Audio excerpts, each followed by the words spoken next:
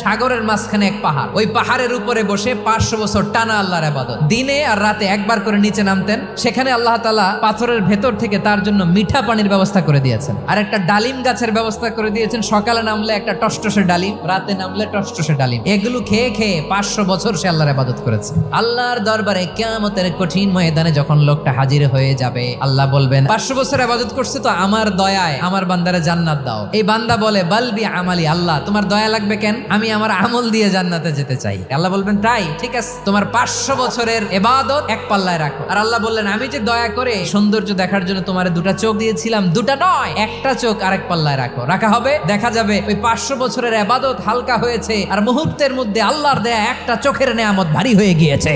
ফলাফল দেখো, হিসাব বলে তুমি এখন জাহান্নামে যাবা, যাও এবার জাহান্নামে যাও। এবার লোকটা কাচুমাচু করে বলে আল্লাহ এবার আমি বুঝতে পেরেছি তোমার দয়া ছাড়া দুনিয়ায় কেউ জান্নাতে যেতে পারবে না।